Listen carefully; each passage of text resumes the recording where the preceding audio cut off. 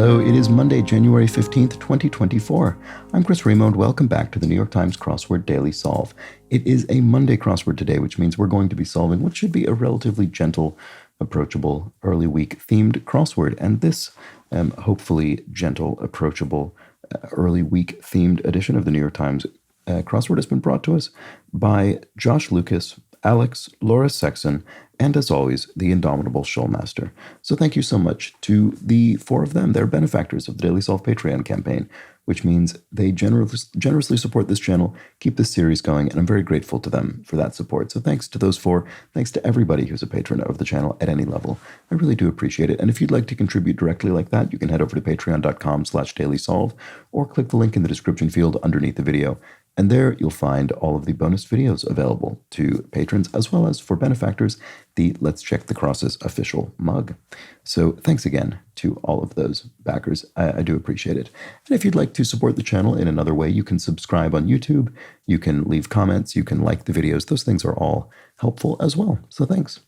And finally, there's the Daily Solve Discord chat server, which can be joined via a description field link. It's a nice, friendly chat community. Do check it out. With all that said, let's get on to the crossword. This is a Monday-themed crossword by Peter A. Collins, who's constructed well over 100 editions of the New York Times crossword, so a very experienced constructor. It was edited, as always, by Will Shortz. And let's start solving, see how we do today. Lounge about idly, to loaf, maybe? Let's see if that works. 1960s Western sitcom that takes place at Fort Courage. I do not know this, actually, I don't think. Scotland's Ness or Lomond, right? So those are lochs. So Loch Ness or Loch Lomond, famously.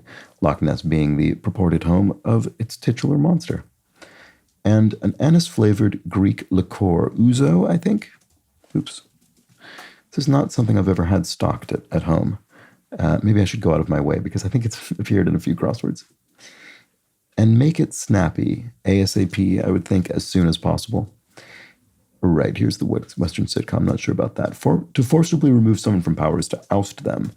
Oh, interesting. I was thinking this might start with FT for fort, but fort is in the clue, so I kind of ruled it out as soon as I thought it. It only popped to mind because I had the F here, but yeah, that's strange. Well, I'm curious to see what else this could be. Bygone Russian emperor would be a czar, which is, I think, more frequently and I think more correctly romanized TSAR, but this is also another common spelling. Start a subway ride, to hop on the train. Seems plausible. I don't know. Let's look at the rest of it, see if we can confirm or deny these guesses.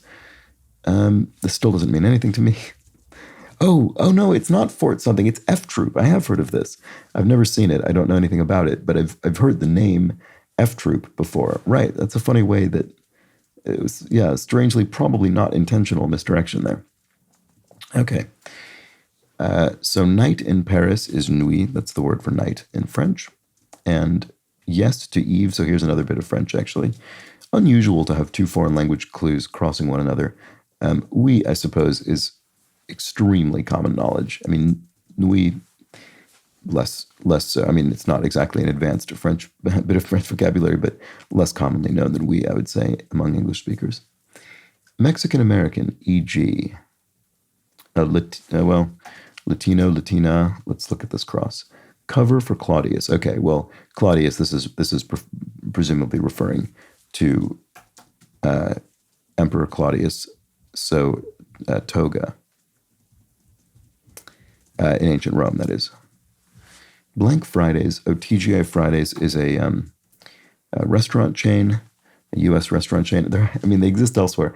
I remember walking by a TGI Fridays in Guildford here in the UK, and it was very funny because all of this sort of signage and everything was advertising authentic American food. It was something like that, and it just struck me, what a funny thing. I guess that's true. I don't know. But yeah, I just remember being struck by it because obviously that's not how it would be advertised in the United States. Concoct as a plan. To concoct as a plan. I don't know. The I in 30 down. It's okay. So right. So TGI the name of the restaurant is drawn from the expression TGI Friday, which is thank God it's Friday. So its would be the I. And then to concoct as a plan. Why do I not see what this is? I don't know. Let's go back up to the top of the puzzle. What Exxon and Shell sell? Those are oil companies, so presumably that'll be the answer. To be hot under the collar is to lust in some way. To be hot under the collar, to I can't think what the rest of the word would be. Post-workout woe. Oh, maybe this isn't oil. Oh, is it gas? Okay, fair enough. Yeah, oil and gas companies.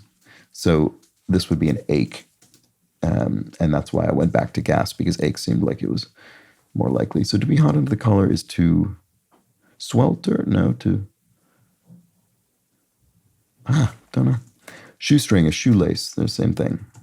Arthur, who won Wimbledon in 1975, is Arthur Ashe, who I do at least know by name and reputation as one of the tennis greats. So a large cut is a gash. There we go, a wound. To seethe, to be hot under the collar. There we go. If you're just sort of starting to boil over. An ad hoc committee could be a sort of ersatz committee hastily assembled or for some particular immediate purpose, as opposed to, say, a standing committee. Civil rights leader Parks, Rosa Parks, who famously refused to sit in the back of the bus. Red-cheeked Pokemon character. I am not sure. Let's come back to that. Years in Latin.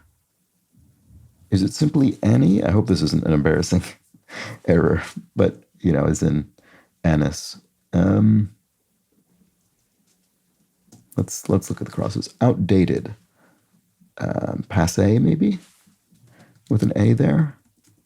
Red-cheeked Pokemon character. Yeah, okay. I don't think I'm going to know that one until we get more crosses. Daring body double like Debbie Evans in The Fast and the Furious.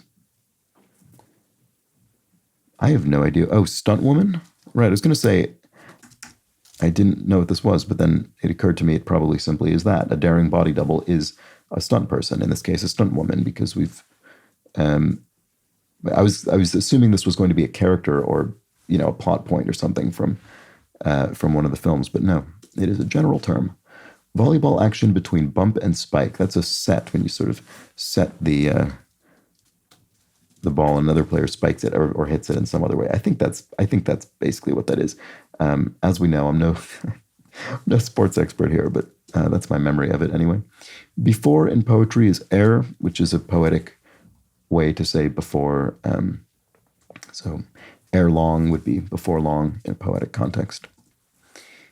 Prefix with mural or mingle, intramural or, intermural or intermingle. Yes, okay, yes. So I can't seem to speak. Intermural sports or intermingling at a party or a networking event or something. Okay. Oh, is it Pikachu? Oh, okay, that's actually one of the Pokemon I could call to mind. Does he have red cheeks? I thought he was all yellow. He must have rosy cheeks. But there we go, Pikachu, great. One of the Pokemon. Flickering glow of the northern lights. Aurora, as in Aurora Borealis, presumably here. The northern lights. And then warlike creature of Middle Earth. The orcs in The Lord of the Rings are always waging war. However, informally could be though, so an informal contraction of THOUGH. To be brave enough to come to the rescue is to be heroic, maybe? Yeah, I think that's right. A citrus shade, orange. That's just about as simple as it gets, I think. It is a color that is also a citrus fruit. Okay, to wash oneself quickly is to jump in the shower. Oh, so is it jump in the... Oh, no, I see. Hop on, jump in, leap to conclusions or something? No. Seize an opportunity. Jump at the chance, leap at the chance there. I think we're not going to be repeating the word. So leap at the chance. It does fit. Very good. So that is our theme. And then here's our revealer of our theme. Inevitable, or a hint for 1927 and 48 across. Inevitable, or a hint. So something to look before you know. Sorry, inevitable. I don't know. disturb with a nudge. To jostle, maybe? That could be disturbed with a nudge. Not at all whelmed. If you're underwhelmed, you're... What else are you? You're unmoved?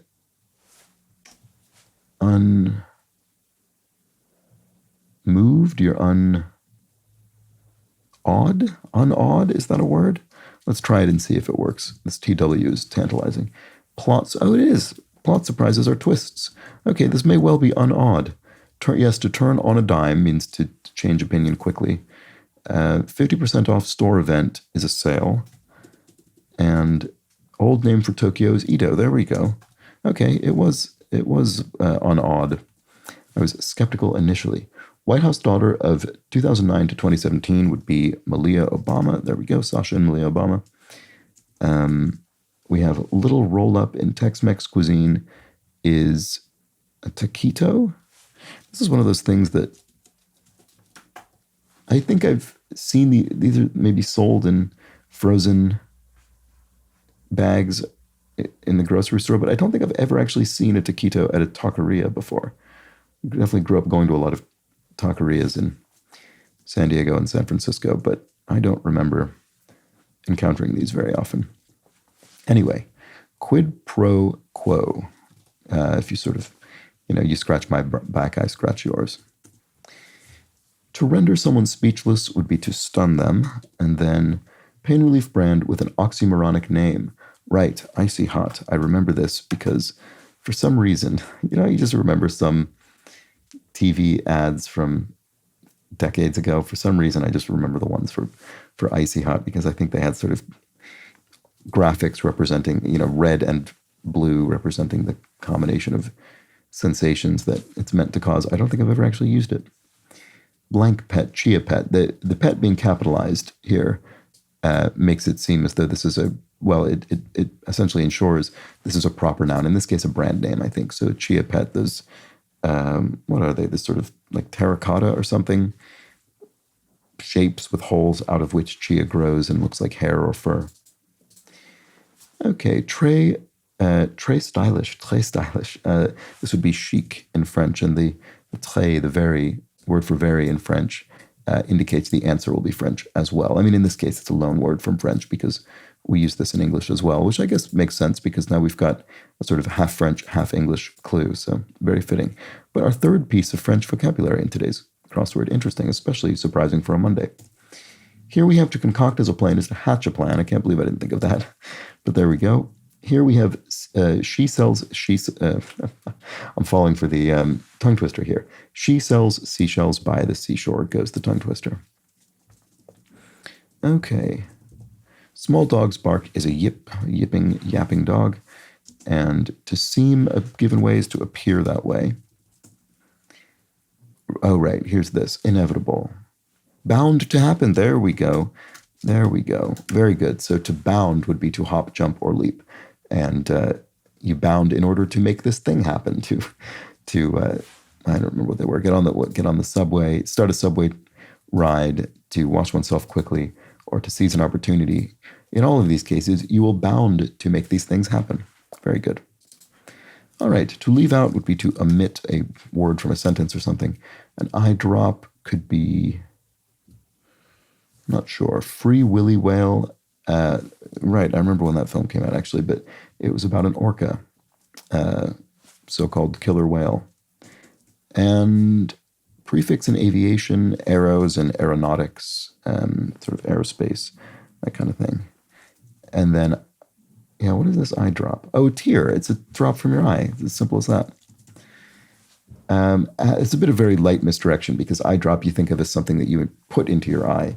But no, in this case, it drops from it. Okay, if something hasn't happened as yet, it hasn't happened to date. That's not a great piece of usage, but yes, we've earned this much as yet. We've earned this much to date. These are terrible examples I'm given, but that's what it is. Diplomat skill would be tact, important for those dealing with international relations, and a historical time span would be an era. All right. Me too, so am I. That's probably the answer. This is the kind of thing that could be, this is a category of clue that comes up frequently and has a whole panoply of answers between which there isn't really any way to disambiguate without crosses in the grid, because me too could also be something like as do I, and that would fit in this same space, but you wouldn't know whether it was that or this without crosses. There's sort of a whole category of clues like that work that way. Swiss mountain. Oh, right. Actually, case in point. This is not so am I, but as am I. So yet another possibility, because the Swiss mountain would be an Alp, the Swiss Alps, of course. So there we go. To put a cap on, I don't know, salary or something would be to limit it. And the S of RSVP, oh wow, yet another bit of French. Interesting. And this is what, our fourth French vocabulary going in the grid? So RSVP, to kind of reserve your place at an event and to confirm that you'll be coming or say you won't, is répondez s'il vous plaît, which is reply if you please, essentially. So s'il would be the word there. Republic philosopher is Plato, right, who wrote the Republic. Or is it the Republic or Republic? I guess depends how you choose to translate it. But anyway, the classic work of philosophy, sort of imagining an ideal republican state. All right, roof part is an eave, so part of the roofs of houses, and summit could be the apex, the highest point. To unleash a tirade would be to rant. And one of three bears in a fairy tale, so this is the Goldilocks story. Papa Bear is one of them. And if a number is divisible by 2, it is an even number. And then finally, a barber's shout could be next, ready for the next haircut. And then to rant is to unleash a tirade. And there we go.